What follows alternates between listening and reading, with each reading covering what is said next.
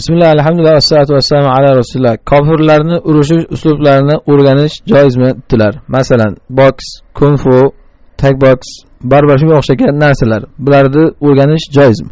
Bu narsalarda ikki jihat qaraladi. Birinchisi, shariatda qaytarilgan suratda urush bormi, yo'qmi? Ikkinchisi, bizning islomimizga, e'tiqodimizga teskari bo'lgan e'tiqodlardan, dinlardan kelib chiqqan, urf-odatlardan kelib chiqqan o'yin uslublarmi yo'qmi? Ana shu ikki jihatdan qaraladi. Agar shariatda qaytarilgan nuqtalarga urush bo'lsa, bu qanaqa sport turi bo'lishidan qat'iy nazar harom bo'ladi. Masalan, boks. Boks harom, chunki boksda asosan yuziga uradi. Nahan nabiy sallallohu alayhi vasallam hadisda kelgan, Rasululloh sallallohu alayhi vasallam yuzga urishdan qaytardilar degan. Chunki yuz hamma insonning aksar sezgi organlari jamlangan a'zo. Eshitish, ko'rish, tan bilish, hid bilish, gapirish. Butun ma'lumotlar kirish chiqishligi mana shu bosh orqali bo'ladi. Va miya ham insonning boshqaruvchi a'zosi ham mana shu boshda. Bu boks esa asosan shu boshga urish bilan bo'ladi.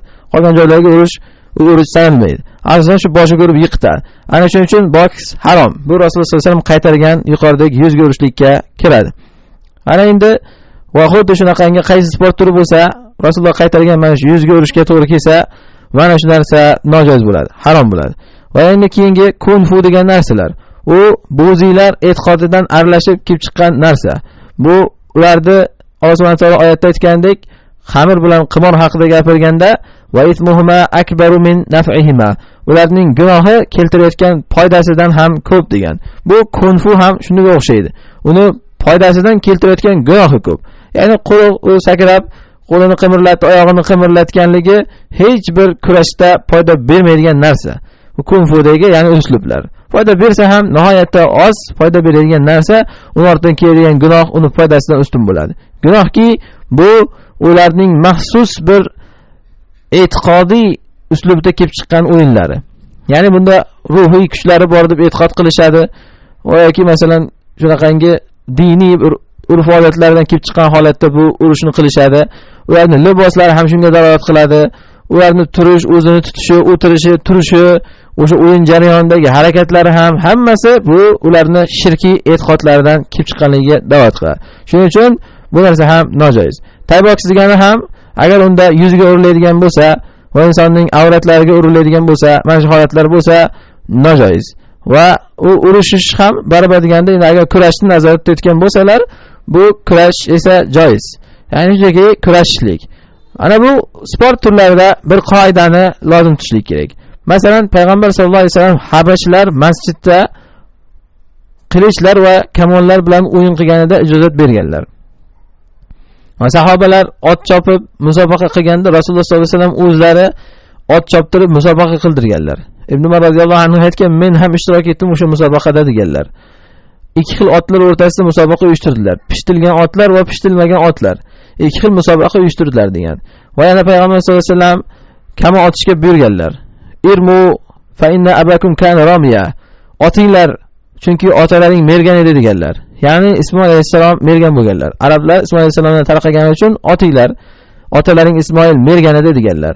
Ya'ni Rasululloh sollallohu alayhi vasallam bunaqa narsalarga targ'ib qilganlar. Balki Alloh subhanahu va taolo oyatda aytgan: "Va'iddu lahum mastata'tum min quwwa." Dushmanga qarshi qodir bo'lgan quvvatlaringni tayyorlab qo'yinglar. Tuhibuna bihi aduvallohi va aduvakum. Bu bilan Allohning dushmani va o'zlarining dushmanlarini qo'rqitasizlar degan.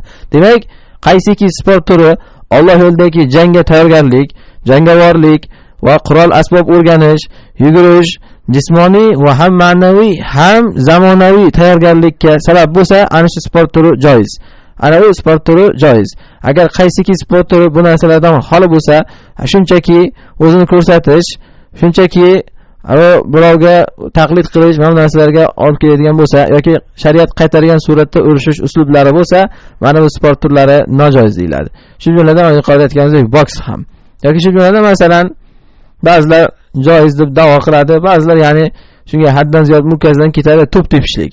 Bu ham aslida bunday qaraganda to'p tepishlik ham biror bir foyda uslubdagi sport turiga kirmaydi. To'g'ri, inson yuguradi, chopadi, lekin bu yurish, chopishlikni unga ketadigan vaqtni, unga ketadigan ana bu himmatni unga ketadigan keyin asabbuzarlik, uni orqasidan insonlar birini urgan, birini tepgan, bu narsalar boshqa sport turi bilan ham yugurib ham boshqa qilib ham topsa bo'ladigan narsa. Men bilan sportda ya'ni bu futbolni harom demoqchi emasman. Faqat qilinmagani, undan ko'ra boshqa sport turi qilingani yaxshi, chunki odamlar bu o'yinda sport degan bahona bilan lag'voga kirib ketib qoladi. U quruq lag'voga aylanib ketadi. Sport degan bahona bilan. Ana shu narsalardan o'yin holi bo'lsa, shar'iy maqsad uni ortida yotsa, ana shunaqangi sport turlarigina joiz bo'ladi. Allohu alam.